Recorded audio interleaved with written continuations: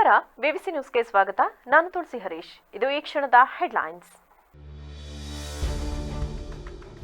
ಅಸಹಜ ಲೈಂಗಿಕ ದೌರ್ಜನ್ಯ ಪ್ರಕರಣ, ಸೂರಜ್ ರೇವಣ್ಣ ಜಾಮೀನು ಅರ್ಜಿ ವಜಾ. ಪ್ರಕರಣ ಗಂಭೀರ ಅಪರಾಧ ಎಂದು ಅರ್ಜಿಯನ್ನ ತಿರಸ್ಕರಿಸಿದ ಕೋರ್ಟ್.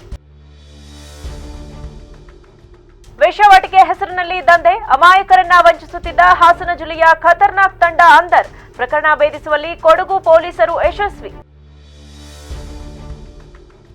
ಮಾರಣಾಂತಿಕ ಡೆಂಗ್ಯೂ ತಡೆಗೆ ಯುದ್ಧೋಪಾಧಿ ಕ್ರಮ ಕೈಗೊಳ್ಳಬೇಕು. ರೋಗ ಹತೋಟಿಗೆ ಬರುವವರೆಗೆ ಕಚೇರಿ ಬಿಟ್ಟು ಹೊರಗೆ ಕೆಲಸ ಮಾಡಬೇಕು. ಅಧಿಕಾರಿಗಳಿಗೆ ಶಾಸಕ ಸಿಮೆಂಟ್ ಮಂಜು ಸೂಚನೆ.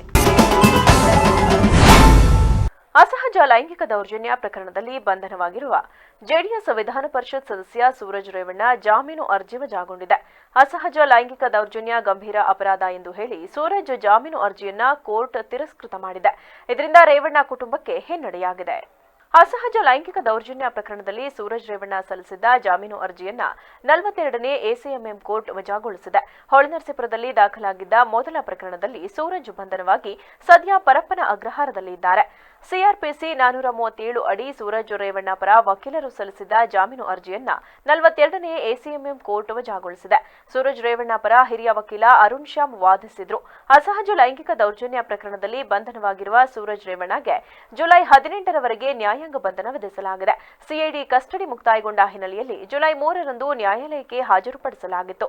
ಪ್ರಕರಣ ವಿಚಾರಣೆ ನಡೆಸಿದ್ದ 42ನೇ ಎಸಿಎಂಎಂ ಕೋರ್ಟ್ ನ್ಯಾಯಾಧೀಶ ಕೆಎನ್ ಶಿವಕುಮಾರ್ ಅವರು ಸೂರಜ್ನ ಜುಲೈ 18ರವರೆಗೆ ನ್ಯಾಯಾಂಗ ಬಂಧನಕ್ಕೆ ಒಪ್ಪಿಸಲು ಸೂಚಿಸಿದ್ದರು. ಇದರಿಂದ ಸೂರಜ್ ಪರಪ್ಪನ ಅಗ್ರಹಾರ ಜೈಲು ಪಾಲಾಗಿದ್ದರು. ಅಶ್ಲೀಲ ವಿಡಿಯೋ ಪ್ರಕರಣದಲ್ಲಿ ಪರಪ್ಪನ ಅಗ್ರಹಾರ ಜೈಲು ಸೇರಿರುವ ಹಾಸನ ಮಾಜಿ ಸಂಸದ ಪ್ರಜ್ವಲ್ ರೇವಣ್ಣರನ್ನ ಕ್ವಾರಂಟೈನ್ ಜೈಲಿನಿಂದ ಮುಖ್ಯ ಜೈಲಿಗೆ ಜಿಲ್ಲಾಧಿಕಾರಿಗಳು ಶಿಫ್ಟ್ ಮಾಡಿದ್ದಾರೆ. ಅತ್ಯಾಚಾರ ಹಾಗೂ ಲೈಂಗಿಕ ದೌರ್ಜನ್ಯ ಪ್ರಕರಣದಲ್ಲಿ ಆರೋಪದಡಿ ಬಂಧಿತರಾಗಿರುವ ಪ್ರಜ್ವಲ್ ರೇವಣ್ಣ ಪರಪ್ಪನ ಅಗ್ರಹಾರ ಸೆಂಟ್ರಲ್ ಜೈಲಿನ ಕ್ವಾರಂಟೈನ್ ಸೆಲ್ನಲ್ಲಿರಿಸಲಾಗಿತ್ತು. ಜೈಲೂಟದ ಮೆನುವಿನಂತೆ ಮುದ್ದೆ, ಅನ್ನ, ಸಾಂಬಾರು, ಪಲ್ಯ ತಿಂದುಕೊಂಡು ಕ್ವಾರಂಟೈನ್ ಜೈಲಿನಲ್ಲಿದ್ದ ಪ್ರಜ್ವಲ್ ಇದ್ದರು.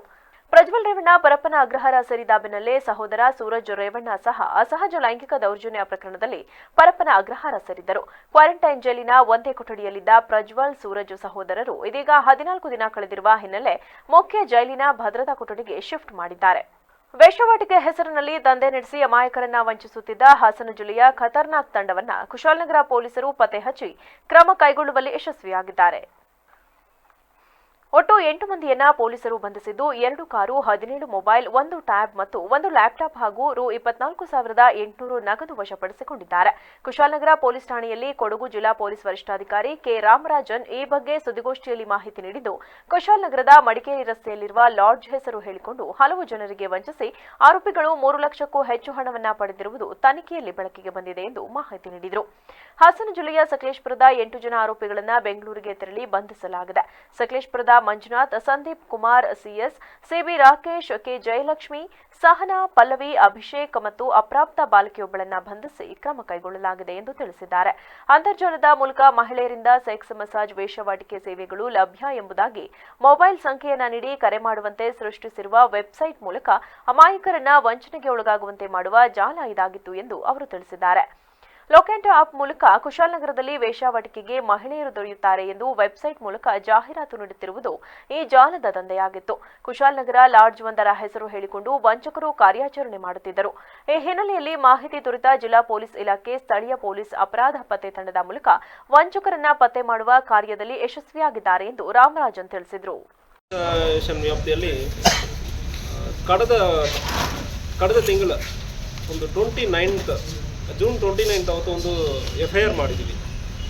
FIR ಏನಂದ್ರೆ ಲೆಕಾಂಟ್ ಆ್ಯಪ್ ಡೇಟಿಂಗ್ ಅಪ್ಲಿಕೇಶನ್ಸ್ ಅಂದರೆ ಇವತ್ತು ಭಾಳಷ್ಟು ಅಪ್ಲಿಕೇಶನ್ಸ್ ಇರ್ತದೆ. ಆ ಡೇಟಿಂಗ್ ಅಪ್ಲಿಕೇಶನ್ಸಲ್ಲಿ ಏನು ಮಾಡ್ತಾರೆ, ಪ್ರಾಸ್ಟಿಟ್ಯೂಷನ್ ಬಗ್ಗೆ ಬರೀತಾರೆ. Sexy girls available, aunties available ಇಂತಾಗ ಬರೆದಿರ್ತಾರೆ. ಸೊ ಅಂತ ಬರೆದುಬಿಟ್ಟು ಕಾಂಟ್ಯಾಕ್ಟ್ ನಂಬರ್ ಕೊಡ್ತಾರೆ.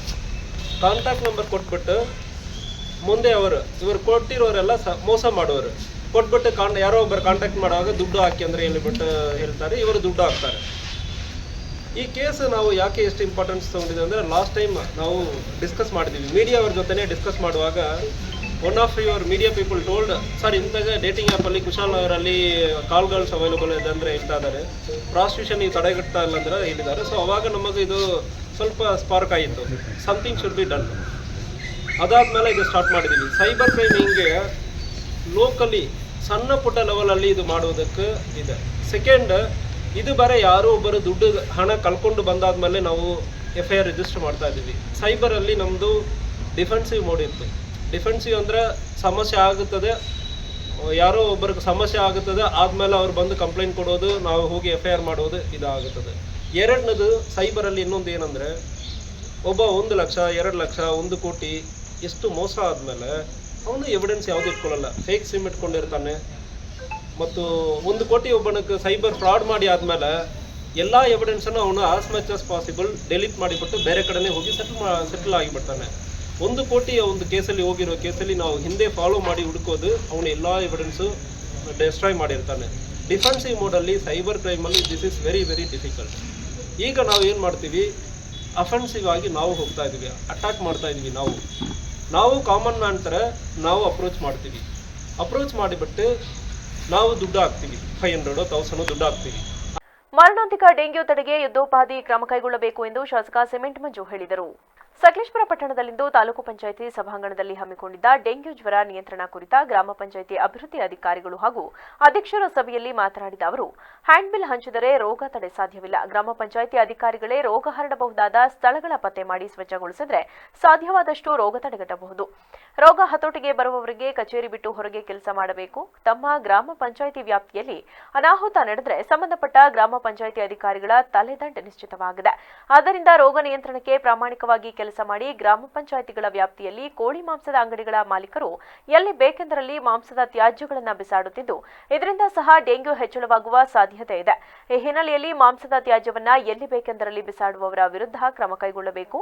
ಬಾಳುಪೇಟೆ ಗ್ರಾಮ ಪಂಚಾಯಿತಿ ಕಸ ವಿಲೇವಾರಿ ಘಟಕ ಗಬ್ಬೆದ್ದು ನಾರುತ್ತಿದ್ದು, ಇಲ್ಲಿಗೆ ಹೋಗುವ ಪ್ರತಿಯೊಬ್ಬರಿಗೂ ಡೆಂಗ್ಯೂ ರೋಗ ತಗುಲುತ್ತಿದೆ. ತಾಲೂಕಿನ ಹಲವಾರು ಗ್ರಾಮ ಪಂಚಾಯಿತಿ ಕೇಂದ್ರಗಳಲ್ಲಿ ಇರುವ ಕಸ ವಿಲೇವಾರಿ ಘಟಕಗಳು ಕಾರ್ಯನಿರ್ವಹಿಸುತ್ತಿಲ್ಲ ಹಾಗೂ ಕೆಲವು ಗ್ರಾಮ ಪಂಚಾಯಿತಿಗಳ ವ್ಯಾಪ್ತಿಯಲ್ಲಿ ಕಸ ವಿಲೇವಾರಿ ಘಟಕಗಳು ಇರುವುದಿಲ್ಲ. ಕೂಡಲೇ ಇದನ್ನು ತಾಲೂಕು ಪಂಚಾಯಿತಿ ಅಧಿಕಾರಿಗಳ ಗಮನಕ್ಕೆ ತಂದು ಕಸ ವಿಲೇವಾರಿ ಘಟಕಗಳ ಸ್ಥಾಪನೆಗೆ ಕ್ರಮ ಕೈಗೊಳ್ಳಬೇಕು ಎಂದರು. ಬೇರಡಹಳ್ಳಿ ಗ್ರಾಮ ಪಂಚಾಯಿತಿ ಅಧ್ಯಕ್ಷ SD ಸತೀಶ್ ಮಾತನಾಡಿ, ಪಟ್ಟಣದಲ್ಲಿ ತ್ಯಾಜ್ಯ ರಾಶಿ ಸೃಷ್ಟಿಯಾಗಿದ್ದರೆ ಪಟ್ಟಣದ ಅಯ್ಯಪ್ಪ ಸ್ವಾಮಿ ದೇವಸ್ಥಾನಕ್ಕೆ ಬಸ್ ನಿಲ್ದಾಣದ ಶೌಚದ ನೀರು ಬಿಡಲಾಗುತ್ತಿದೆ. ಇದಲ್ಲದೆ ಹಲವೆಡೆ ಅಶುಚಿತ್ವ ತಾಂಡವವಾಡುತ್ತಿದೆ.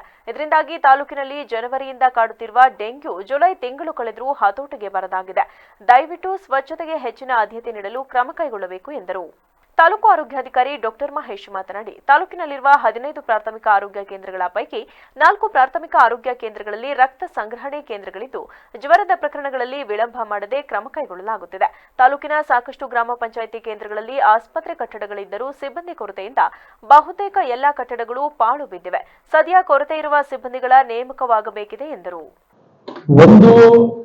ನಾನು ಆರೋಗ್ಯ ಇಲಾಖೆಯವರಿಗೆ ಒಂದು ಅವೇರ್ನೆಸ್ ಮಾಡಬೇಕು ಅಂತ ತಮ್ಮಗಳು ನಾನು ಅದ್ರ ಬಗ್ಗೆ ವಿಚಾರ ಮಾಡಿದ ಸಂದರ್ಭದಲ್ಲಿ ಡಾಕ್ಟರ್ ಮೇಲೆ ಕೂಡ FIR ಆಗಿದೆ. ಅದ್ರ ಮೇಲೆ ಆಲ್ರೆಡಿ ಎನ್ಕ್ವೈರಿ ಕೂಡ ನಡೀತಾ ಇದೆ. ಪೋಸ್ಟ್ ಮಾರ್ಟಮ್ ಕೂಡ ಆಗಿದೆ. ಪೋಸ್ಟ್ ಮಾರ್ಟಮ್ ರಿಪೋರ್ಟ್ ಬಂದ ನಂತರದಲ್ಲಿ ಅದ್ರ ಮೇಲೆ ಕೂಡ ಎನ್ಕ್ವೈರಿ ಆಗಿದೆ. ಯಾರು ತಪ್ಪು ಮಾಡಿದ್ರೆ ಅವ್ರ ಮೇಲೆ ಕ್ರಮ ಆಗುತ್ತೆ, ಅದರಲ್ಲಿ ಯಾವುದೇ ವಿಚಾರ ಇಲ್ಲ. ಆದ್ರೆ ನಾನು ನಿಮ್ಮಲ್ಲಿ ಆರೋಗ್ಯ ಇಲಾಖೆಗೆ ಒಂದು ಮನವಿ ಮಾಡ್ತೀನಿ. 28 ವರ್ಷ 26 ವರ್ಷದ ಹೆಣ್ಮಕ್ಳು ಇರ್ತಾರೆ ಪಾಪ, ಅವ್ರಿಗೆ 4 ವರ್ಷದಲ್ಲಿ 3 ಡೆಲಿವರಿ ಆಗಿರುತ್ತೆ. 3 ಡೆಲಿವರಿಗೂ ಸಿಸರಿನ್ ಆದಂತ ಸಂದರ್ಭದಲ್ಲಿ ನೀವು ಮತ್ತೆ ದಂಪತಿಗಳಿಗೆ ಸ್ವಲ್ಪ ಅವೇರ್ನೆಸ್ ಮಾಡ್ತಕ್ಕಂಥ ಕೆಲಸನ ನೀವು ಮಾಡಬೇಕು. ಏನಾಗುತ್ತೆ ಅಂತ ಹೇಳಿದ್ರೆ ಪಾಪ ಅವ್ರಿಗೆ ಗೊತ್ತಿರಲ್ಲ ಪಾಪ. ಹಂಗಾಗಿ ಈಗ ನೋಡಿ, ಹೆಣ್ಮಕ್ಳು ಹೋಗಿರೋದ್ರಿಂದ ವಾಪಸ್ ಬರಕ್ ಸಾಧ್ಯ ಇಲ್ಲ. ಬೇರೆ ಹೆಣ್ಮಕ್ಳಿಗೆ ಯಾರಿಗೂ ಕೂಡ ಆ ರೀತಿ ಆಗಬಾರ್ದು. ಅದು ಡಾಕ್ಟರ್ ತಪ್ಪು ಮಾಡಿದ್ರೆ ತನಿಖೆ ಆಗ್ತದೆ, ಡಾಕ್ಟರ್ ತಪ್ಪು ಮಾಡಿದ್ರೆ ಆಮೇಲೆ ಕ್ರಮ ಆಗುತ್ತೆ, ಅದ್ರ ಬಗ್ಗೆ ವಿಚಾರ ಇಲ್ಲ. ಆದ್ರೆ ನಿಮ್ಮ ತೆರಿಗೆ ಸಂಗ್ರಹಣೆ ಅಮೌಂಟ್ ಅಲ್ಲಿ ಬರ್ಸ್ಕೋಬಹುದು. ಸೊ ಈ 2 ಅಂಶನ ನೀವು ಇನ್ನೊಂದು ಗಮನ ಇಟ್ಟು ಅದನ್ನು ಕ್ಲಿಯರ್ ಮಾಡಬೇಕು. ಆ ಮೂಲಕ ಈ ಒಂದು ಡೆಂಗ್ಯೂ ನಿಯಂತ್ರಣದ ಮುಂಜಾಗ್ರತಾ ಕ್ರಮನ ವಹಿಸಬೇಕು. ವಿಶೇಷವಾಗಿ ಅವಾಗಲೇ ಹೇಳಿದ್ರು, ಎಳ್ನೀರು ಮತ್ತು ಟೈರ್ ಈ 2 ಮೂಲಗಳು ಮಾತ್ರ ಮುಖ್ಯವಾಗಿ ಬರುತ್ತೆ. ಆ ಎಳ್ನೀರನ್ನ 4 ಭಾಗವಾಗಿ ಮಾಡಿ ಅದನ್ನು ಅವತ್ತೇ ಅಲ್ಲಿ ಶೇಖರಣೆ ಮಾಡೋದನ್ನೇ ತಪ್ಪಿಸ್ಬಿಡಿ. ಅಲ್ಲಿ ಅವತ್ತೇ ಅವ್ರು ಯಾರ್ಯಾರು ವ್ಯಾಪಾರಸ್ಥರಿದ್ದಾರೆ ಅವ್ರು ಡಿಸ್ಪೋಸ್ ಮಾಡೋಕ್ಕೆ ಕ್ರಮ ವಹಿಸಬೇಕು. ಆಮೇಲೆ ಮಾಂಸ ಮತ್ತು ಕೋಳಿ ಅಂಗಡಿ ವೇಸ್ಟು ಅದನ್ನ ಲೈಸೆನ್ಸ್ ಕೊಡ್ಬೇಕಾದ್ರೆ ಆ ಮೂಲನ ನೀವು ಖುದ್ದಾಗಿ ನೋಡಿ ಅವ್ರು ಎಲ್ಲಿ ಅದನ್ನ ವಿಲೇ ಮಾಡ್ತಾರೆ ಅನ್ನೋದನ್ನ ಖಾತ್ರಿ ಪಡಿಸ್ಕೊಂಡು ಲೈಸೆನ್ಸ್ ಕೊಡಿ. ಆ ಮೂಲಕ ಒಂದು ಕಂಟ್ರೋಲ್ ಮಾಡ್ಬೋದು. ಮತ್ತೆ ಎಲ್ಲ ಶಾಲೆಗಳು ಅಂಗನವಾಡಿಗಳು ಸುತ್ತಮುತ್ತ ಸ್ವಚ್ಛತೆಯನ್ನು ಕ್ಲಿಯರ್ ಮಾಡಿ ಗ್ರಾಮ ಪಂಚಾಯತಿನೇ ಕ್ರಮ ವಹಿಸ್ಬೇಕು ಅದನ್ನು. ಸೊ ಆ ಮೂಲಕ ನೀವು ಮಾಡಬೇಕು. ಮತ್ತೆ ಸಮುದಾಯ ಶೌಚಾಲಯಗಳು ಎಲ್ಲೆಲ್ಲಿದ್ದಾವೆ ಅಲ್ಲೂ ಕೂಡ ಒಂದು ಮೂಲ ಆಗುತ್ತೆ, ಈ ಸೊಳ್ಳೆಗಳ ಉತ್ಪತ್ತಿ ಮೂಲ. ಅದನ್ನು ಕೂಡ ವಾರಕ್ಕೊಂದ್ಸರಿ ಕ್ಲೀನ್ ಮಾಡಿ. ಮತ್ತು ಮನೆ ಒಳಗಡೆ ನೀರಿಲ್ಲ ನೀರು ಸಕಾಲದಲ್ಲಿ ಸಿಗಲ್ಲ ಅನ್ನೋ ಕಾರಣಕ್ಕೆ 3-4 ದಿನ ಶೇಖರಣೆ ಮಾಡ್ಕೋತಾರೆ. ಸೊ ಅದನ್ನು ಇಮಿಡಿಯೇಟ್ ತಪ್ಪಿಸಿ 2 ದಿವಸಕ್ಕೊಮ್ಮೆ ನೀರು ಬದಲಾಯಿಸೋದು ಅಥವಾ ಆ ನೀರನ್ನು ಮುಚ್ಚಿಡೋದ್ರ ಮೂಲಕ. ಸಭೆಯಲ್ಲಿ ಉಪವಿಭಾಗಾಧಿಕಾರಿ ಎಂಕೆ ಶ್ರುತಿ, ಜಿಲ್ಲಾ ಪಂಚಾಯಿತಿ ಉಪಕಾರ್ಯದರ್ಶಿ ಕೃಷ್ಣಮೂರ್ತಿ, ತಾಲೂಕು ಪಂಚಾಯಿತಿ ಕಾರ್ಯನಿರ್ವಹಣಾಧಿಕಾರಿ ರಾಮಕೃಷ್ಣ, ತಾಲೂಕು ಪಂಚಾಯಿತಿ ಸಹಾಯಕ ನಿರ್ದೇಶಕರಾದ ಆದಿತ್ಯ, ಹರೀಶ್ ಸೇರಿದಂತೆ ಗ್ರಾಮ ಪಂಚಾಯಿತಿ ಪಿಡಿಒ ಅಧ್ಯಕ್ಷರುಗಳು ಉಪಸ್ಥಿತರಿದ್ದರು. ಬೇಲೂರು ತಾಲೂಕಿನಾದ್ಯಂತ ಹೆಚ್ಚಾಗಿ ಡೆಂಗ್ಯೂ ಪ್ರಕರಣಗಳು ವರದಿಯಾಗಿದ್ದು, ಈ ಬಗ್ಗೆ ಸಾರ್ವಜನಿಕರು ನಿರ್ಲಕ್ಷ್ಯ ಮಾಡದೆ ಅಗತ್ಯ ಮುನ್ನೆಚ್ಚರಿಕೆ ಕ್ರಮ ಕೈಗೊಳ್ಳುವಂತೆ ಬೇಲೂರು ತಾಲೂಕು ಕ್ಷೇತ್ರ ಆರೋಗ್ಯ ಅಧಿಕಾರಿಗಳಿಂದ ಪಟ್ಟಣದ ವಾರ್ಡ್ಗಳಲ್ಲಿ ಜಾಗೃತಿ ಮೂಡಿಸಿದರು. ಈ ಸಂದರ್ಭದಲ್ಲಿ ಮಾತನಾಡಿದ ತಾಲೂಕು ಕ್ಷೇತ್ರ ಆರೋಗ್ಯ ಶಿಕ್ಷಣಾಧಿಕಾರಿ ಉಷಾ ಕೆಎಸ್, ಸಾರ್ವಜನಿಕರಿಗೆ ಆರೋಗ್ಯ ಇಲಾಖೆಯ ಕ್ಷೇತ್ರ ಸಿಬ್ಬಂದಿಗಳು ಮತ್ತು ಆಶಾ ಕಾರ್ಯಕರ್ತೆಯರು ಡೆಂಗ್ಯೂ ಜ್ವರದ ಕುರಿತು ತೆಗೆದುಕೊಳ್ಳಬೇಕಾದ ಮುಂಜಾಗ್ರತಾ ಕ್ರಮಗಳ ಕುರಿತು ಗ್ರಾಮ ಮಟ್ಟದಲ್ಲಿ ಮತ್ತು ನಗರ ಪ್ರದೇಶಗಳಲ್ಲಿ ಕರಪತ್ರಗಳನ್ನು ವಿತರಿಸಿ ಆರೋಗ್ಯ ಶಿಕ್ಷಣವನ್ನ ನೀಡುವುದರ ಜೊತೆ ಸಮೀಕ್ಷೆಯನ್ನು ನಡೆಸುತ್ತಿದ್ದಾರೆ. ಇದರ ಜೊತೆಗೆ ಸರ್ಕಾರದ ಆದೇಶದಂತೆ ಪ್ರತಿ ಶುಕ್ರವಾರ ಬೇಲೂರು ನಗರದ ಲಾರ್ವಾ ಸಮೀಕ್ಷೆ ನಡೆಸಲು ತಾಲೂಕಿನ ಕ್ಷೇತ್ರ ಸಿಬ್ಬಂದಿಗಳು ಮತ್ತು ನಗರದ ಆಶಾ ಕಾರ್ಯಕರ್ತೆಯರನ್ನ ನಿಯೋಜನೆ ಮಾಡಲಾಗುತ್ತಿದ್ದು, ಸಾರ್ವಜನಿಕರು ಇಲಾಖೆಯೊಂದಿಗೆ ಕೈಜೋಡಿಸಿ ಡೆಂಗ್ಯೂ ನಿಯಂತ್ರಣಕ್ಕೆ ಕೈಜೋಡಿಸಿ ಎಂದು ಮನವಿ ಮಾಡಿದರು. ಮೊದಲನೇ ಶುಕ್ರವಾರ ಹಾಗೂ 3ನೇ ಶುಕ್ರವಾರ ನಾವು ಲಾರ್ವಾ ಸಮೀಕ್ಷೆಯನ್ನು ಮಾಡಿ ಮನೆ ಮನೆಗೆ ಭೇಟಿ ನೀಡಿ ಎಲ್ರಿಗೂ ಸಹ ಈ ಒಂದು ಡೆಂಗ್ಯೂ ಮತ್ತು ಚಿಕನ್ಗುನ್ಯಾ ತಡೆಗಟ್ಟುವ ಮತ್ತು ನಿಯಂತ್ರಣ ಕುರಿತು ನಾವು ಒಂದು ಆರೋಗ್ಯ ಶಿಕ್ಷಣವನ್ನು ಸಹ ನೀಡ್ತಾ ಇದ್ದೀವಿ. ಈ ಡೆಂಗ್ಯೂ ಕಾಯಿಲೆ ಯಾವ ರೀತಿ ಬರುತ್ತಪ್ಪ ಅಂತಂದರೆ, ಸೋಂಕಿತ ಈಡಿಸ್ ಸೊಳ್ಳೆ ಹಗಲೊತ್ತಲೇ ಕಚ್ಚೋದ್ರಿಂದ ನಮಗೆ ಡೆಂಗ್ಯೂ ಬರುತ್ತೆ. ಹಾಗಾಗಿ ಮನೆಯಲ್ಲಿ ನೀರು ಒಳಭಾಗದಲ್ಲಿ ಏನು ತುಂಬಿಸಿಟ್ಕೊಂಡಿರ್ತಾರೆ, ತೊಟ್ಟಿ ಇರ್ಬೋದು, ಡ್ರಮ್ ಇರ್ಬೋದು, ಬ್ಯಾರಲ್ ಇರ್ಬೋದು, ಅವನ್ನ ಪ್ರತಿ ವಾರಕ್ಕೊಮ್ಮೆ ಅದನ್ನು ಉಜ್ಜಿ ತೊಳೆದು ಆ ಡ್ರಮ್ಮನ್ನು ಒಣಗಿಸಿ ಆನಂತರ ನೀರನ್ನು ತುಂಬಿಸಿ ಮುಚ್ಚಳದಿಂದ ಮುಚ್ಚಬೇಕು. ಅದೇ ರೀತಿ ಮನೆಯಲ್ಲಿ ಫ್ರಿಜ್ ಹಿಂಭಾಗದಲ್ಲಿ ನೀರಿರುತ್ತೆ ಅಥವಾ ಹೂಕುಂಡದಲ್ಲಿ ನೀರಿರುತ್ತೆ, ಅದನ್ನು ಕೂಡ ನಾವು ವಾರಕ್ಕೊಮ್ಮೆ ಕ್ಲೀನ್ ಮಾಡ್ತಾ ಇರಬೇಕು. ಎಲ್ಲಿ ನೀರು ಶೇಖರಣೆ ಆಗುತ್ತೆ ಅಲ್ಲಿ ಈ ಒಂದು ಸೊಳ್ಳೆಗಳ ಉತ್ಪತ್ತಿ ಆಗುವಂಥದ್ದು ಇರುತ್ತೆ. ಅದೇ ರೀತಿ ಮನೆಯ ಹೊರಭಾಗದಲ್ಲಿ ಘನತ್ಯಾಜ್ಯಗಳಾದಂತಹ ಟೈರ್ ಇರ್ಬೋದು, ಒಡೆದ ಬಾಟ್ಲ್ ಇರ್ಬೋದು, ಪ್ಲಾಸ್ಟಿಕ್ ಬಾಟ್ಲುಗಳಿರ್ಬೋದು, ಅದರಲ್ಲಿ ಕೂಡ ತೆಂಗಿನ ಚಿಪ್ಪು ಇರ್ಬೋದು, ಅದರಲ್ಲಿ ಕೂಡ ಮಳೆ ನೀರು ಶೇಖರಣೆಯಾಗಿ ಸೊಳ್ಳೆ ಉತ್ಪತ್ತಿಗಳಾಗುವಂಥ ಚಾನ್ಸಸ್ ಜಾಸ್ತಿ ಇರುತ್ತೆ. ಹಾಗಾಗಿ ಈ ಮಳೆಗಾಲದಲ್ಲಿ ನಾವು ಈ ಘನತ್ಯಾಜ್ಯ ವಸ್ತುಗಳನ್ನು ಸರಿಯಾಗಿ ವಿಲೇವಾರಿನ ಮಾಡಬೇಕಾಗುತ್ತೆ. ಯಾವುದೇ ರೀತಿ ಜ್ವರ ಬಂದರೂ ಕೂಡ ಮನೆಯಲ್ಲೇ ನಾವು ಚಿಕಿತ್ಸೆಯನ್ನು ಪಡೆಯದೆ ತಕ್ಷಣ ಆಸ್ಪತ್ರೆಗೆ ಹೋಗಿ ಚಿಕಿತ್ಸೆಯನ್ನು ಪಡಿಬೇಕಾಗುತ್ತೆ. ಯಾವುದೇ ಜ್ವರ ಬಂದರೂ ಕೂಡ ನಾವು ಹತ್ತಿರದ ಆಸ್ಪತ್ರೆಗೆ ಹೋಗಿ ರಕ್ತ ಪರೀಕ್ಷೆಯನ್ನು ಮಾಡಿಸಿ ನಾವು ಚಿಕಿತ್ಸೆಯನ್ನು ಪಡೆಯಬೇಕಾಗುತ್ತೆ.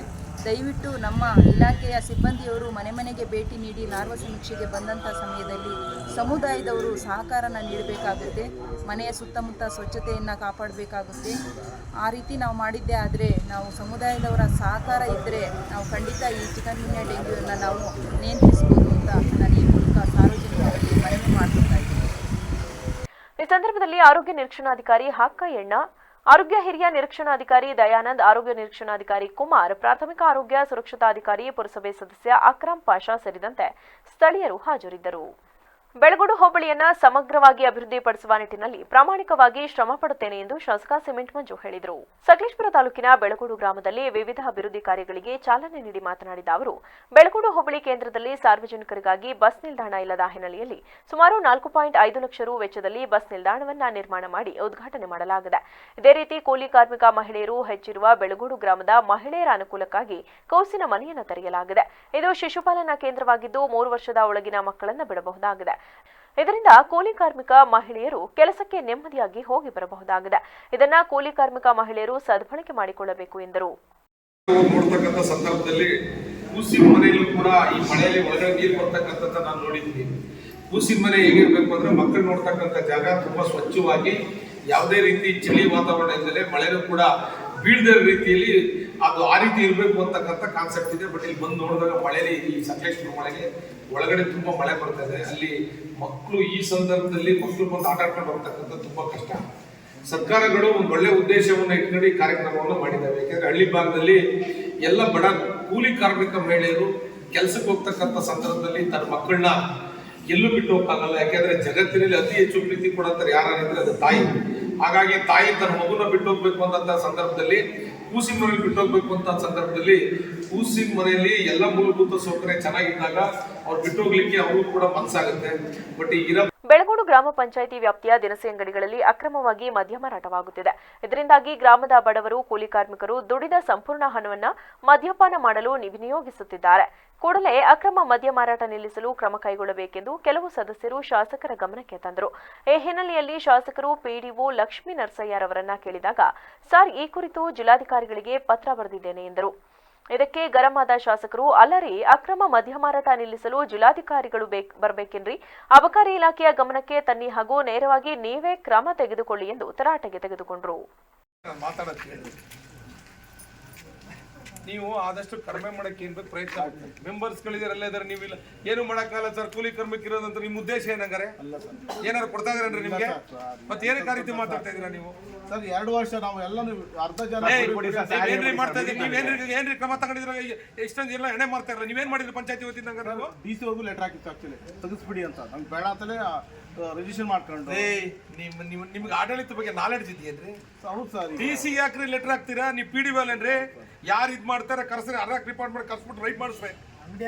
DC ಲೆಟರ್ ಹಾಕಿದ್ರಿ ಅಂತ. ಈ ಸಂದರ್ಭದಲ್ಲಿ ಗ್ರಾಮ ಪಂಚಾಯಿತಿ ಅಧ್ಯಕ್ಷ ಧರಣೇಶ್, ಉಪಾಧ್ಯಕ್ಷೆ ಪ್ರೇಮ, ಗ್ರಾಮ ಪಂಚಾಯಿತಿ ಸದಸ್ಯರುಗಳಾದ ಮಂಜುಳಾ, ರುದ್ರಕುಮಾರ್, ಉಮಾ, ಜಗದೀಶ್ ಸೇರಿದಂತೆ ಇತರ ಸದಸ್ಯರುಗಳು ಹಾಜರಿದ್ದರು.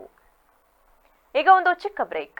ಮಂಗಳ ಅಚೀವರ್ಸ್ ಪದವಿ ಪೂರ್ವ ಕಾಲೇಜು ಹಾಸನದ ಪ್ರತಿಷ್ಠಿತ ಶಿಕ್ಷಣ ಸಂಸ್ಥೆಯಾದ ಅಚೀವರ್ಸ್ ಪದವಿ ಪೂರ್ವ ಕಾಲೇಜು ಹಾಗೂ ಮತ್ತೊಂದು ಪ್ರತಿಷ್ಠಿತ ಶಿಕ್ಷಣ ಸಂಸ್ಥೆಯಾದ ಮಂಗಳ ಪದವಿ ಪೂರ್ವ ಕಾಲೇಜಿನೊಂದಿಗೆ ಶೈಕ್ಷಣಿಕ ಸಹಭಾಗಿತ್ವ ಪಡೆದಿರುವುದು ಹಾಸನದ ಶೈಕ್ಷಣಿಕ ಕ್ಷೇತ್ರದಲ್ಲಿ ಹೊಸದೊಂದು ಅಧ್ಯಾಯವನ್ನು ಪ್ರಾರಂಭಿಸಿದೆ. ಕಾಲೇಜಿನಲ್ಲಿ ಗಂಡು ಮಕ್ಕಳಿಗೆ ಹಾಗೂ ಹೆಣ್ಣು ಮಕ್ಕಳಿಗೆ ಪ್ರತ್ಯೇಕ ಹಾಸ್ಟೆಲ್ ವ್ಯವಸ್ಥೆ ಇದ್ದು ಶುಚಿಯಾದ ಊಟದ ವ್ಯವಸ್ಥೆ ಇರುತ್ತದೆ. ಇದರೊಂದಿಗೆ ವಿದ್ಯಾರ್ಥಿಗಳ ರಕ್ಷಣೆಯ ದೃಷ್ಟಿಯಿಂದ ಸಿಸಿ ಕ್ಯಾಮೆರಾ ಒಳಗೊಂಡಂತೆ ಎಲ್ಲ ಮುನ್ನೆಚ್ಚರಿಕಾ ಕ್ರಮಗಳನ್ನು ಕೈಗೊಳ್ಳಲಾಗುವುದು. ವಿದ್ಯಾರ್ಥಿಗಳಿಗೆ ವೈದ್ಯಕೀಯ ಸೌಲಭ್ಯ ಸಹ ಕಾಲೇಜಿನಲ್ಲೇ ನೀಡಲಾಗುತ್ತದೆ. ದಿನದ 24 ಗಂಟೆಯೂ ವೈಫೈ ಸೌಲಭ್ಯ ಹಾಗೂ ನಿರಂತರ ವಿದ್ಯುತ್ ವ್ಯವಸ್ಥೆ ಸೌಲಭ್ಯ ಸೇರಿದಂತೆ ವಿಶಾಲವಾದ ಫಿಸಿಕ್ಸ್, ಕೆಮಿಸ್ಟ್ರಿ, ಬಯಾಲಜಿ ಹಾಗೂ ಕಂಪ್ಯೂಟರ್ ಸೈನ್ಸ್ ಲ್ಯಾಬ್ಗಳು ಮತ್ತು ವಿಶಾಲವಾದ ತರಗತಿಗಳ ವ್ಯವಸ್ಥೆಯೂ ಇರುತ್ತದೆ. ಹಾಗೆಯೇ ವಿದ್ಯಾರ್ಥಿಗಳ ದೈಹಿಕ ಆರೋಗ್ಯದ ಹಿತದೃಷ್ಟಿಯಿಂದ ಕ್ರೀಡಾ ಚಟುವಟಿಕೆಗಳು ಕೂಡ ಅತಿ ಹೆಚ್ಚು ಒತ್ತು ನೀಡಲಾಗುವುದು.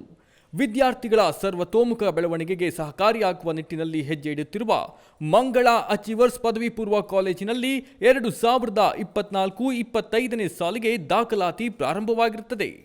ಈ ಕೂಡಲೇ ದಾಖಲಾತಿಗಾಗಿ ಸಂಪರ್ಕಿಸಿ ಮಂಗಳ ಅಚೀವರ್ಸ್ ಪದವಿ ಪೂರ್ವ ಕಾಲೇಜು 9611157808 8105914003. ಮಂಗಳ ಅಚೀವರ್ಸ್ ಪದವಿ ಪೂರ್ವ college, B Katihalli, dairy circle ಹತ್ತಿರ, ಟೊಯೋಟಾ ಶೋರೂಮ್ ಎದುರು, ಹಾಸನ. ಬ್ರೇಕ್ನ ನಂತರ ವಿವಿಸಿ ನ್ಯೂಸ್ಗೆ ಮತ್ತೆ ಸ್ವಾಗತ.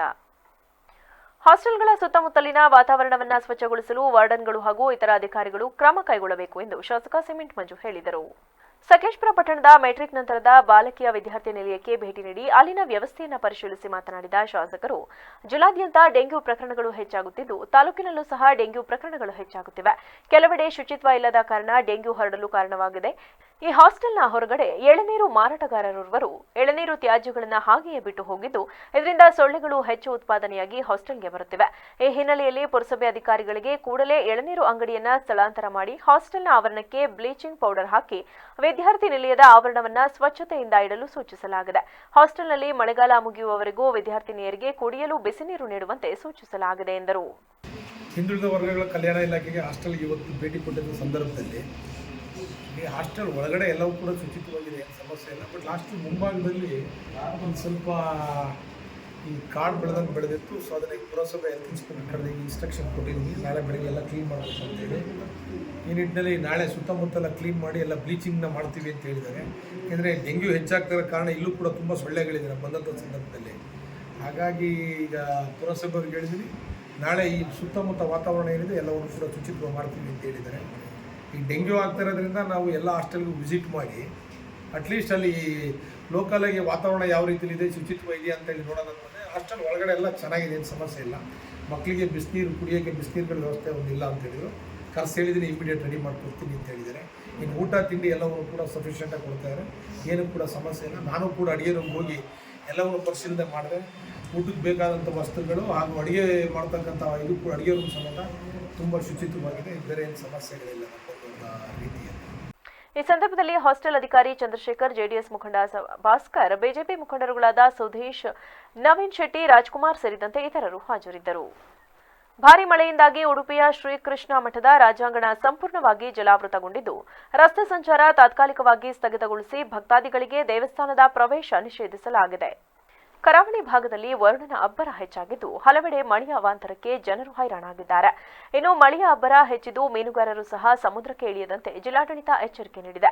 ಡ್ಯಾಂಗಳ ಒಳಹರಿವು ಹೆಚ್ಚಾಗಿದ್ದು, ನದಿ ಪಾತ್ರದ ಜನರು ಎಚ್ಚರಿಕೆಯಿಂದ ಇರುವಂತೆ ಸೂಚನೆಯನ್ನು ನೀಡಲಾಗಿದೆ. ಅಲ್ಲದೆ ಜೂನ್ 9ರಂದು ರೆಡ್ ಅಲರ್ಟ್ ಘೋಷಣೆ ಮಾಡಿದ್ದು, ಅದರಂತೆ ಉಡುಪಿ ಜಿಲ್ಲೆಯ ಎಲ್ಲಾ ಶಾಲಾ ಕಾಲೇಜುಗಳಿಗೆ ಮಂಗಳವಾರ ಜಿಲ್ಲಾಡಳಿತ ರಜೆ ಘೋಷಿಸಿ ಆದೇಶ ಹೊರಡಿಸಿದ್ದಾರೆ. ವರದಿ ಆರತಿ ಗಿಳಿಯಾರ್, ವಿವಿಸಿ ನ್ಯೂಸ್, ಉಡುಪಿ. ಬ್ರಹ್ಮಾವರ ತಾಲೂಕಿನ ಅಮ್ಮುಂಜೆ ಗ್ರಾಮದಲ್ಲಿ ನೂತನವಾಗಿ ನಿರ್ಮಿಸಿರುವ ರಿಕ್ಷಾ ನಿಲ್ದಾಣದ ಉದ್ಘಾಟನೆಯನ್ನ ಮಾಜಿ ಸಚಿವರು ಪ್ರಮೋದ್ ಮಧ್ವರಾಜ್ ನೆರವೇರಿಸಿದರು. ಈ ಸಂದರ್ಭದಲ್ಲಿ ಮಾತನಾಡಿದ ಸಚಿವರು, ರಿಕ್ಷಾ ಚಾಲಕರು ಹಲವಾರು ಸಮಾಜಮುಖಿ ಕಾರ್ಯಕ್ರಮಗಳನ್ನು ಮಾಡಿಕೊಂಡು ಬರುತ್ತಿದ್ದು, ಸಮಾಜಕ್ಕೆ ಅವರ ಕೊಡುಗೆ ಅಪಾರವಾದದ್ದು. ಅಲ್ಲದೆ ಎಲ್ಲಾ ಕಡೆಯಲ್ಲೂ ರಿಕ್ಷಾ ನಿಲ್ದಾಣಕ್ಕೆ ಮೇಲ್ಚಾವಣಿ ಹಾಗೂ ಇಂಟರ್ಲಾಕ್ಗಳನ್ನು ಹಾಕುವ ಮೂಲಕ ಅವರಿಗೆ ಸಹಕಾರವನ್ನು ನೀಡಬೇಕೆಂದು ತಿಳಿಸಿದರು. ಮಳೆ ಯಾವುದನ್ನೂ ಲೆಕ್ಕಿಸದೆ ಸೇವೆ ಮಾಡ್ತಕ್ಕಂಥ ಯಾವುದಾದ್ರೂ ಒಂದು ವರ್ಗ ಇದ್ರೆ ಅದು ರಿಕ್ಷಾ ಚಾಲಕರು ಮತ್ತು ಮಾಲಕರು ಅಂತ ಹೇಳಿದ್ರೆ ತಪ್ಪಾಗಿರ್ತಿಲ್ಲ. ಅದರಲ್ಲೂ ವಿಶೇಷವಾಗಿ ರಿಕ್ಷಾ ನಿಲ್ದಾಣ ಇಲ್ಲದೆ ಹೋದ್ರೆ ಆ ಕೆಸರಿನಲ್ಲಿ ಒಂದು ರಿಕ್ಷಾ ಬಾಡಿಗೆ ಸಿಕ್ತು ಅಂತ ಮುಂದಕ್ಕೆ ಹೋದಾಗ ಬೇರೆ ಎಲ್ಲ ರಿಕ್ಷಾಗಳು ಮುಂದೆ ದೂಡಬೇಕಲ್ಲ. ಆ ಕೆಸರಿನಲ್ಲಿ ದೂಡುವಂಥದ್ದು, ಮಳೆಯಲ್ಲಿ ದೂಡುವಂಥದ್ದು ಅತ್ಯಂತ ಕಷ್ಟದ ವಿಚಾರ. ಹಾಗಾಗಿ ಎಲ್ಲೆಲ್ಲಿ ರಿಕ್ಷಾ ನಿಲ್ದಾಣಗಳಿದೆ ಅಲ್ಲಿಗೆ ಮೇಲ್ಚಾವಣಿ ಮತ್ತೆ ಕೆಳಗೆ ಇಂಟರ್ಲಾಕ್ ಹಾಕುವಂತ ಅನಿವಾರ್ಯತೆ ಸಮಾಜಕ್ಕಿದೆ ಅಂತ ಹೇಳಲಿಕ್ಕೆ ಬಯಸ್ತೇನೆ. ನಾನು ರಿಕ್ಷಾದವರಿಗೆಲ್ಲ ಸಮಾಜಕ್ಕೆ ಆ ಜವಾಬ್ದಾರಿ ಇದೆ ಅಂತಕ್ಕಂಥದ್ದನ್ನು ನಾನು ಹೇಳಲಿಕ್ಕೆ ಬಯಸ್ತೇನೆ. ನಾನು ಶಾಸಕನಾಗಿದ್ದಾಗ ಡಾಕ್ಟರ್ ವಿಶಾಲ್ ಅವರು ಡಿಸಿ ಆಗಿದ್ದರು. ನಾನು ಸುಮಾರು 18 ಲಕ್ಷ ರೂಪಾಯಿಯ ನನ್ನ ಕಾರ್ಯಕ್ರಮದಲ್ಲಿ ಕುಮಾರ್ ಸಾಲಿಯಾನ್ ಅಮ್ಮುಂಜೆ, ಯಶವಂತ್ ನಾಯಕ್ ಅಮ್ಮುಂಜೆ, ಉದ್ಯಮಿಗಳು, ಉಪ್ಪೂರು ಗ್ರಾಮ ಪಂಚಾಯತ್ ಅಧ್ಯಕ್ಷೆ ಗಾಯತ್ರಿ, ಉಪ್ಪೂರು ಗ್ರಾಮ ಪಂಚಾಯತ್ ಸದಸ್ಯ ಫ್ರಾಂಕಿ ಡಿಸೋಜಾ, ಪಿಎಸ್ಐ ಮಧು ಸೇರಿದಂತೆ ಇತರರು ಉಪಸ್ಥಿತರಿದ್ದರು. ವರದಿ ಆರತಿ ಗಿಳಿಯಾರ್, ವಿವಿಸಿ ನ್ಯೂಸ್, ಉಡುಪಿ. ತನ್ನ ಕುಟುಂಬಕ್ಕೆ ಆಧಾರ ಸ್ತಂಭವಾಗಿದ್ದ ಗೋವಿಂದನಹಳ್ಳಿ ನಿಂಗರಾಜಪ್ಪ ಅವರು ಕೆಬಿ ಇಲಾಖೆಯ ಅಧಿಕಾರಿಗಳ ನಿರ್ಲಕ್ಷ್ಯದಿಂದಲೇ ಮೃತಪಟ್ಟಿದ್ದಾರೆ. ಆದ್ದರಿಂದ ಕೂಡಲೇ ಸರ್ಕಾರ ಸಂಕಷ್ಟಕ್ಕೆ ಸಿಲುಕಿರುವ ಕುಟುಂಬಕ್ಕೆ ಸೂಕ್ತ ಪರಿಹಾರ ನೀಡಬೇಕೆಂದು ಅಖಿಲ ಭಾರತ ವೀರಶೈವ ಲಿಂಗಾಯತ ಮಹಾಸಭಾದ ತಾಲೂಕು ಅಧ್ಯಕ್ಷ ಧನಂಜಯ ಕುಮಾರ್ ಒತ್ತಾಯಿಸಿದರು. ಕೇರ್ಪೇಟೆ ತಾಲೂಕಿನ ಕಿಕ್ಕೇರಿ ಹೋಬಳಿ ಗೋವಿಂದನಹಳ್ಳಿ ಗ್ರಾಮದ ರೈತ ನಿಂಗರಾಜಪ್ಪ ತಮ್ಮ ಜಮೀನಿನಲ್ಲಿ ಕೃಷಿ ಚಟುವಟಿಕೆಗೆ ತೊಡಗಿದ ಸಂದರ್ಭದಲ್ಲಿ ವಿದ್ಯುತ್ ಅವಘಡಕ್ಕೆ ಸಿಲುಕಿ ಸ್ಥಳದಲ್ಲಿ ಮೃತಪಟ್ಟಿದ್ದು, ಮೃತ ಲಿಂಗರಾಜಪ್ಪ ಅವರ ನಿವಾಸಕ್ಕೆ ಧನಂಜಯ ಕುಮಾರ್ ಭೇಟಿ ನೀಡಿ ಕುಟುಂಬಸ್ಥರಿಗೆ ಸಾಂತ್ವನ ನೀಡಿ ಮಾತನಾಡಿದ ಅವರು, ಕೆಇಬಿ ಅಧಿಕಾರಿಗಳ ಬೇಜವಾಬ್ದಾರಿತನದಿಂದ ವಿದ್ಯುತ್ ಅವಘಡದಿಂದ ಪದೇ ಪದೇ ಅಮಾಯಕ ರೈತಾಪಿ ವರ್ಗದ ಜನರು ಮೃತಪಡುತ್ತಿದ್ದಾರೆ. ಕುಟುಂಬಕ್ಕೆ ಆಸರೆಯಾಗಿ ಕೃಷಿ ಚಟುವಟಿಕೆಯನ್ನು ಅವಲಂಬಿಸಿ ಜೀವನ ಸಾಗಿಸುತ್ತಿದ್ದ ಅಮಾಯಕ ವ್ಯಕ್ತಿಗಳು ಕೆಇಬಿ ನಿರ್ಲಕ್ಷ್ಯದಿಂದ ಸಾವನ್ನಪ್ಪಿದರೆ ಕುಟುಂಬಕ್ಕೆ ಯಾರು ಹೊಣೆ? ಹೋದ ಪ್ರಾಣವನ್ನ ಮತ್ತೆ ತರಲು ಸಾಧ್ಯವಾ? ಇನ್ನಾದರೂ ಜವಾಬ್ದಾರಿತನದಿಂದ ಕಾರ್ಯನಿರ್ವಹಿಸಬೇಕು, ಇಲ್ಲದಿದ್ದರೆ ಮುಂದಿನ ದಿನಗಳಲ್ಲಿ ಇಲಾಖೆಯ ಕಚೇರಿ ಉಗ್ರ ಹೋರಾಟ ನಡೆಸುವುದಾಗಿ ಎಚ್ಚರಿಸಿದರು. ಕನೆಕ್ಷನ್ ಮಾಡಿದ ಕಾರಣದಿಂದ ಇವತ್ತು ಏನು ಜಮೀನಿನಲ್ಲಿ ಕೆಲಸ ಮಾಡ್ತಾ ಇದ್ರು ನಮ್ಮ ನಿಂಗರಾಜಪ್ಪನವರು, ನಮ್ಮ ಗೋವಿನಹಳ್ಳಿ ಗ್ರಾಮ ನಿಂಗರಾಜಪ್ಪನವರು ಕೆಲಸ ಮಾಡ್ತಾ ಇದ್ರು, ಆ ತುಂಡಾದಂತಹ ವೈರ್ಗಳನ್ನ ತುಳಿದ ಕಾರಣದಿಂದ ಇವರು ಮೊನ್ನೆ ಸಾವನ್ನಪ್ಪಿದ್ದಾರೆ. ಇವತ್ತು ಇವರಿಗೆ ಇಬ್ರು ಮಕ್ಕಳುಗಳು, ಅಣ್ಣಪ್ಪನವ್ರಿಗೆ ಇವರು ಎರಡನೇ ಮಗ. ಇವತ್ತು ಅವ್ರನ್ನ ಕಳ್ಕೊಂಡಂತಹ ಒಂದು ಕುಟುಂಬ ಸಾಕಷ್ಟು ಸಮಸ್ಯೆಗಳಿದೆ. ಮತ್ತೆ ಆಕೆ ಇನ್ನು ಚಿಕ್ಕ ವಯಸ್ಸು, ಆಕೆ ಹೆಂಡತಿಗೆ ಚಿಕ್ಕ ವಯಸ್ಸು, ಇವತ್ತು ಕುಟುಂಬ ಹಾಳಾಗಿದೆ. ಹಾಗಾಗಿ ಇವತ್ತು ಮನೆಯ ಜನಪ್ರಿಯ ಶಾಸಕರು ಎಷ್ಟೇ ಪ್ರಾಮಾಣಿಕ ಕೆಲಸ ಮಾಡ್ತಾ ಇದ್ರು ಕೂಡ ಅಧಿಕಾರಿಗಳಿಗೆ ಈ ಬಗ್ಗೆ ಮುಂಚಿತವಾಗಿ ಮಾಹಿತಿಗಳಿದ್ರೂ ಕೂಡ ಇಂಥ ಘಟನೆಗಳಾಗ್ತಾ ಇದೆ. ನೋಡಿ, ನನಗೆ ಹೊಟ್ಟೆ ಉರಿತಾ ಇದೆ ನೋಡ್ತಾ ಇದ್ರೆ. ಎಷ್ಟು ಅನುಕೂಲ ಆಗಿದ್ದಾರೆ. ಇಡೀ ಕುಟುಂಬ ಇವತ್ತು ಆಧಾರವಾಗಿರ್ತಕ್ಕಂಥ ಮಗ, ಸಂಪಾದನೆ ಮಾಡ್ತಕ್ಕಂಥ ಮಗ, ಚಿಕ್ಕ ವಯಸ್ಸಲ್ಲೇ ಮಗನ ಕಳ್ಕೊಂಡಿದ್ದಾರೆ.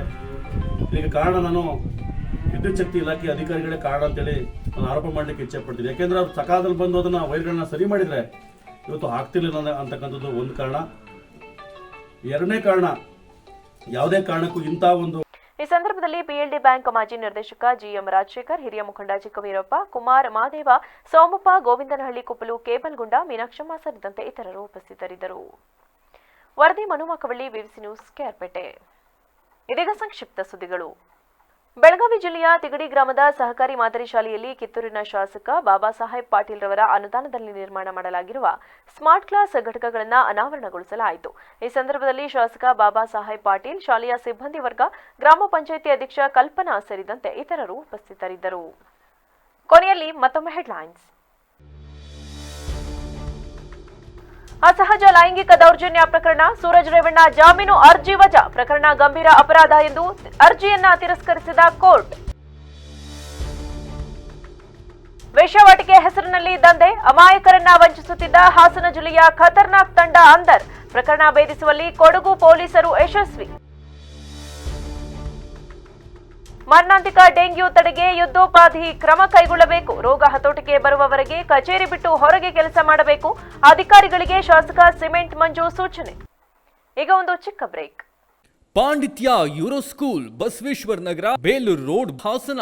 ಕಳೆದ ಹಲವು ವರ್ಷಗಳಿಂದ ನಮ್ಮ ಶಾಲೆಗೆ ಎಸ್ಎಸ್ಎಲ್ಸಿಯಲ್ಲಿ 100% ಫಲಿತಾಂಶ ಬರುತ್ತಿದ್ದು, ನಮ್ಮಲ್ಲಿ ಉತ್ತಮ ಕ್ಲಾಸ್ ರೂಮ್, ನುರಿತ ಶಿಕ್ಷಕರ ವರ್ಗ, ಸುಸಜ್ಜಿತ ಶಾಲಾ ಕಟ್ಟಡ, ಆಟದ ಮೈದಾನ, ವಿಷಯಾಧಾರಿತ ಲ್ಯಾಬ್ ವ್ಯವಸ್ಥೆಗಳಿವೆ. ಪ್ರಸಕ್ತ ಸಾಲಿನ ಎಸ್ಎಸ್ಎಲ್ಸಿ ICSE ಬೋರ್ಡ್ ಎಕ್ಸಾಮ್ನಲ್ಲಿ ನಮ್ಮ ಶಾಲೆಯ ವಿದ್ಯಾರ್ಥಿಗಳಾದ ಪ್ರಣತಿ G 98%, ಸ್ವಾತಿ AP 96.8%, ಸಾಯಿ ಮೇಧಾ M 95.8% ಅಂಕವನ್ನು ಪಡೆಯುವ ಮೂಲಕ ಶಾಲೆಯ ಕೀರ್ತಿಯನ್ನ ಹೆಚ್ಚಿಸಿದ್ದು, ಪರೀಕ್ಷೆ ತೆಗೆದುಕೊಂಡ 38 ವಿದ್ಯಾರ್ಥಿಗಳ ಪೈಕಿ 12 ವಿದ್ಯಾರ್ಥಿಗಳು 90%ಕ್ಕೂ ಅಧಿಕ ಅಂಕ ಪಡೆದಿದ್ದು, 23 ವಿದ್ಯಾರ್ಥಿಗಳು ಡಿಸ್ಟಿಂಕ್ಷನ್, 3 ವಿದ್ಯಾರ್ಥಿಗಳು ಪ್ರಥಮ ಶ್ರೇಣಿಯಲ್ಲಿ ತೇರ್ಗಡೆ ಹೊಂದಿದ್ದಾರೆ. ನಿಮ್ಮ ಮಕ್ಕಳ ಉತ್ತಮ ಭವಿಷ್ಯಕ್ಕೆ ಪಾಂಡಿತ್ಯ ಯೂರೋ ಸ್ಕೂಲ್ ಅತ್ಯುತ್ತಮ ಆಯ್ಕೆ. 2024-25ನೇ ಸಾಲಿಗೆ ದಾಖಲಾತಿ ಪ್ರಾರಂಭವಾಗಿದೆ. ಹೆಚ್ಚಿನ ಮಾಹಿತಿಗಾಗಿ ಸಂಪರ್ಕಿಸಿ 9742263102, 9742263108, 9742263110. ಪಾಂಡಿತ್ಯ euro school, Basaveshwara Nagar, Belur road, Hassan. Hi everybody, I am Mr. JB Murthy, Principal of Panditya Euro School. Very nice to meet you all through this media. You all must be knowing that ICSE Class 10th board results have been out 2 days before. Our school has given the best results at board level of Class 10th.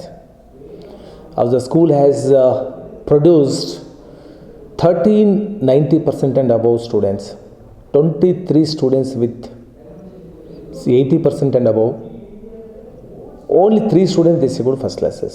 Yeah, my school students have outshined at board levels. 98% was the highest percentage. 96.8% was the second topper, and 95.8 was the third topper. Including practice sessions continuously we have taken up, and we brought teachers, the excellent teaching fraternity from outside, and winter classes were conducted. And beyond 5:30 p.m. till 6:30 we have given the special coaching, the extended coaching and the remedial coaching for weaker sessions. A lot of hard work service given by the teachers, which has resulted into getting an excellent results at board levels. We are proud to say our teachers are doing the extraordinary job. My students are tuning to that interest, coming out with a colorful percentages at board levels. They are outshining at board level results. ನನ್ನ ಹೆಸರು ಗಿರೀಶ್ ಅಂತ, ನಾನು SBIನಲ್ಲಿ ಕೆಲಸ ಮಾಡೋದು. ನನ್ನ ಮಗಳು ಪ್ರಣತಿ G ಈ ವರ್ಷ ICSE 10th 98% ತಗೊಂಡು ಪಾಂಡಿತ್ಯ ಯೂರೋ ಸ್ಕೂಲ್ ಟಾಪರ್ ಆಗಿದ್ದಾಳೆ. ಇದ್ರ ಬಗ್ಗೆ ನಮಗೆ ತುಂಬ ಹೆಮ್ಮೆ ಅನಿಸುತ್ತೆ. ಮತ್ತು ಸ್ಕೂಲ್ನವರು ಹಾಗೂ ನಾವು ಎಲ್ಲರೂ ಅವಳು ಒಳ್ಳೆ ಪರ್ಸೆಂಟೇಜ್ ತಗೊಳ್ತಾಳೆ ಅಂತ ಎಕ್ಸ್ಪೆಕ್ಟ್ ಮಾಡಿದ್ವಿ. ಆಲ್ಮೋಸ್ಟ್ ನಾವು ನಮ್ಮ ನಿರೀಕ್ಷೆಯಂತೆಯೇ ಅವಳು ಸ್ಕೋರ್ ಮಾಡಿದ್ದಾಳೆ. ನನ್ನ ಹೆಸರು ಶೈಲಶ್ರೀ ಅಂತ, ನಾನು ಪ್ರೌಢಶಾಲಾ ಶಿಕ್ಷಕಿಯಾಗಿ ಕೆಲಸ ಮಾಡ್ತಾಯಿದ್ದೀನಿ. ನಾನು ಪ್ರಣತಿ G ಅವರ ತಾಯಿ. ಅವಳು ಈ ವರ್ಷ 2023-24 ಸಾಲಿನಲ್ಲಿ ಯೂರೋ ಸ್ಕೂಲಲ್ಲಿ ಟಾಪರ್ ಆಗಿದ್ದಾಳೆ. ಅದು ತುಂಬ ಹೆಮ್ಮೆಯ ವಿಷಯ ಹಾಗೂ ತುಂಬ ಸಂತೋಷ ಕೊಟ್ಟಿದೆ ನಮಗೆಲ್ಲರಿಗೂ. I am Pranati G. I scored 98 in this academic year and topped Panditya Euro School. I am deeply honored to stand before you to speak a few words and share my experience about topping Panditya Euro School. for this academic year. I would express my sincere and heartfelt gratitude to the school management, academic director, principal, teachers and all my friends. Special thanks to my parents and grandparents who all constantly encouraged me and guided me to score this one. ನಮಸ್ತೆ, ನಾನು ಮಂಜುನಾಥ್, ಸಾಯಿ ಮೇಧಾ ಅವರ father. ನನ್ನ ಮಗಳು ಪಾಂಡಿತ್ಯ ಇರೋ ಸ್ಕೂಲಲ್ಲಿ LKGಯಿಂದ ಓದ್ತಾ ಇದ್ದಾಳೆ. ಮುಂಚೆಯಿಂದನೇ ಚೆನ್ನಾಗಿ ಸ್ಕೋರ್ ಮಾಡ್ತಾಯಿದ್ದಾಳೆ. ಟೀಚರ್ಸ್ ಎಲ್ಲ ಕೋಚಿಂಗ್ ತುಂಬ ಚೆನ್ನಾಗಿದೆ. ಇಲ್ಲಿ ತುಂಬ ಒಳ್ಳೆ ಕೋಆಪ್ರೇಟ್ ಮಾಡ್ತಾರೆ ಟೀಚರ್ಸ್. ನಮಸ್ತೆ, ನಾನು ಗೀತಾ ಅಂತ, ನಾನು ಹೌಸ್ ವೈಫ್ ಆಗಿದ್ದೀನಿ. ನನ್ನ ಮಗಳು ಸಾಯಿ ಮೇಧಾ, ಅವಳು 95.8 ತೆಗೆದಿದ್ದಾಳೆ 10th. ನನಗೇನು ಅನ್ಸೋದು ಅಂತಂದರೆ, ಓದ್ಬೋದು ಎಲ್ಲ ಮಕ್ಕಳು, ಅಂದರೆ ಸಪೋರ್ಟ್ ಇರಬೇಕು, ಅವ್ರಿಗೆ ಕೋಆಪರೇಷನ್ ಇರಬೇಕು. ಅದು ಈ ಸ್ಕೂಲಲ್ಲಿ ತುಂಬ ಚೆನ್ನಾಗಿ ಸಿಕ್ಕಿದೆ. I am Sai Medha M and I scored 95.8% in this academic year. Firstly, I would like to thank the principal, the coordinator and the school teachers, because without them I wouldn't have stood here. It wouldn't be possible, because they constantly supported us and encouraged us to excel more and more in each and every exam. And secondly, I would like to thank my parents who also continuously supported me and encouraged me. ಪಾಂಡಿತ್ಯ euro school, Basaveshwara Nagar, Belur road, Hassan. Low ನಂಜ, ಅದ್ಯಾಕ್ಲ ಬೆಳಗ್ಗೆ dairy ತಗೋ ಬರಲೇ ಇಲ್ವಲ್ಲ? ಹಾಲು ತಗೊಂಡು ಯಾಕ್ಲ ಹೊಸ mask ಕಂಡೈತೇನಲ್ಲ? ಆ ಹೊಸ ಕೊಟ್ಬಿಟ್ಟು ಬೇರೆ ಹೊಸ ತರೋದಲ್ವಲ್ಲ? ನಮ್ಮ ಕುಮಾರನ ನೋಡಿ ಕಲೀಲ. ರೇವಣ್ಣ ಇನ್ನೂ ರಾಜಕೀಯ ಬಿಟ್ಟಿಲ್ಲ, ರಾಜಕಾರಣ ಬಿಟ್ಟಿಲ್ಲ. ಅವಾಗಲೇ ಮಾಸ್ಕ್ ಕಂಡಿರೋ ಹಸಿನ ಥರ ನೋಡ್ತಾ ಇತ್ತಲ್ಲ ರೇವಣ್ಣನ ಫ್ಯಾಮಿಲಿಯಾ? ನನ್ನ ಹೊಸ ಯಾಕಲ ಮಾಸ್ಕ್ ಕಂಡಾತು? ಅದು ಇಷ್ಟು ಬೇಗನೆಯ? ಮನೆಗೆ ನೆಂಟರು ಬಂದಿದ್ದ ಕಳ್ಳ, ಚೆನ್ನಾಗಿ ಹಾಲು ಮೊಸರು ತಿಂದೋಗ್ಲಿ ಅಂತಾನೆ ಡೈರಿಗೆ ಹಾಲು ಹಾಕಕ್ಕೆ ಬರಲಿಲ್ಲ. ನನ್ನ ಹಸನ ರೇವಣ್ಣನ ಫ್ಯಾಮಿಲಿಗೆ ಯಾಕಲ ಹೋಲಿಸ್ತೀಯಾ? ಅವ್ರ ಮಕ್ಕಳು ಏನು ಹುಲ್ ತಿಂದು ಹಾಲು ಕುಡಿಯೋ ಕೆಲಸ ಮಾಡೋರಿಲ್ಲ. ಅದು ದಿಟ್ವೆ ಅನ್ನು. ಹಂಗಾರೆ ನೀನು ಹೇಳೋ ಲೆಕ್ಕಾಚಾರಕ್ಕೆ ರೇವಣ್ಣರುವೆ ಅವ್ರ ಮಕ್ಕಳುವೆ ಮತ್ತು ರಾಜಕಾರಣಕ್ಕೆ ಬರೋಕ್ಕೆ ಆಗೋಕ್ಕಲ್ವೇನಲ್ಲ? ಅವರ ರಾಜಕೀಯದ ಭವಿಷ್ಯ ಮುಗ್ದೇ ಹೋಯ್ತೇನಲ್ಲ? ಅದು ಯಾರು ವಂಶ ಅಲ್ಲ, ಅದು ರಕ್ತದಲ್ಲೇ ರಾಜಕೀಯ ಹರಿದೇ ಇದ್ಕಣ್ಲ. ಯಾವ ರಾಜಕೀಯನೂ ಯಾವನ್ ಕೈಲಿ ಮುಗಿಸಕ್ ಆಗಕ್ಕಿಲ್ಲ ಕಣ್ಣ. ಅದುವೇ ದೊಡ್ಡ ಮನೆಯವ ರಾಜಕಾರಣ ನಿಲ್ತದ. ಈ ₹1 ಕೊಟ್ಟು ಕಾರೋ ಏನೋ ತಗೋತಾರಪ್ಪ, ಎಲ್ಲ ಒಂದ್ ಕಡೆ ಕೆಟ್ಟ ನಿಂತ್ಕದಪ್ಪ. ಹಂಗಂತವ ಕಾರ್ನೇ ಗುಜರಿಗೆ ಹಾಕಕ್ಕಾಯ್ತದಿಲ್ಲ. ಹಂಗೆ ಕಣ್ಣ, ಇದುವೇ ಒಂಚೂರು ಕೆಟ್ಟ ಟೈಮು.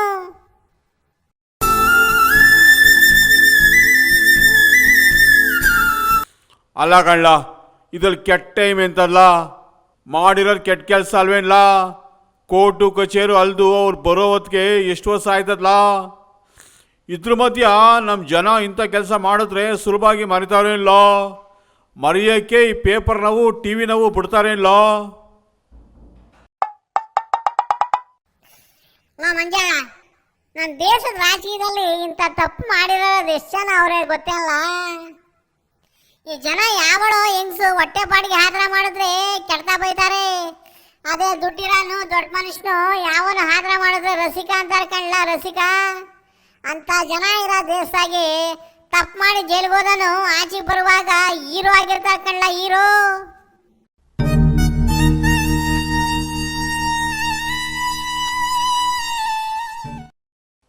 ಅಲ್ಕಂಡ, ಹಂಗಾರೆ ತಪ್ಪು ಮಾಡೋನೆಲ್ಲ ಬಿಟ್ಬಿಡ. ಜನವೇ ಸರಿ ಇಲ್ಲ ಅಂದರೆ ಹೆಂಗ್ಲ? ಜನ ಯೋಚನೆ ಮಾಡೋಕ್ಕೆ ಇಲ್ವೇನಲ್ಲ? ಯಾರೇ ತಪ್ಪು ಮಾಡಿದ್ರು ತಪ್ಪೇ ಅಲ್ವೇನಲ್ಲ? ದೊಡ್ಡವ್ರಿಗೂ ನ್ಯಾಯ, ಬಡವ್ರಿಗೂ ನ್ಯಾಯ. ನಮ್ಮ ಕೋರ್ಟು ಸರಿಯಾಗಿ ಬಿಡ್ಲ, ಎಲ್ಲ ಅದೇ ನೋಡ್ಕೊತದೆ. ನಮ್ಮ ದೇಶದಲ್ಲಿ ಇವತ್ತು ಕೋರ್ಟ್ ಕಳ್ಳ ನಿಯತ್ತಾಗಿರೋದು. ಈಗ ನೀನು ತಪ್ಪು ಮಾಡೋರೆ ಅಂತಿದ್ಯಲ್ಲ, ನೀನು ನೋಡಿದ್ದ ಕಣ್ಣಾರೆ? ಹಂಗೆ ಕೋರ್ಟ್ ಬೂತ್ಕೊಂಡು ಹಿಡ್ಕೊಂಡು ತಪ್ಪು ಸರಿ ಹುಡ್ಕಕ್ ಹೋಗಕ್ಕಿಲ್ಲ ಕಣ್ಣ. ಈ ಸಾಕ್ಷಿ ಆಧಾರ ನೋಡ್ತದೆ. ತಪ್ಪು ಸಾಬೀತಾದ್ರೆ ಶಿಕ್ಷೆ ಕೊಡ್ತದೆ, ಇಲ್ವಾ ಪುಟ್ ಕಳಿಸ್ತದೆ. ಇವಾಗಿನ ಕಾಲದಾಗೆ ಯಾವನುವೇ ಬೇರೆ ಇನ್ನೊಬ್ಬನ ಮೇಲೆ ಇಂಥ ವಿಷಯದಾಗೆ ಜಾಸ್ತಿ ಹಚ್ಚಾಡಕ್ಕಿಲ್ಲ. ಯಾಕೆಂದ್ರೆ ಇವನುವೇ ಬೇರೆ ಏನೋ ತಪ್ಪು ಮಾಡಿರ್ತಾನೆ. ಏನಂತೀರ? ಕ್ಷಣ ಕ್ಷಣದ ಸುದ್ದಿಗಾಗಿ ನೋಡ್ತಾ ಇರಿ ವಿವಿಸಿ ಟಿವಿ, ಸತ್ಯದ ಕಡೆ ನಮ್ಮ ನಡೆ.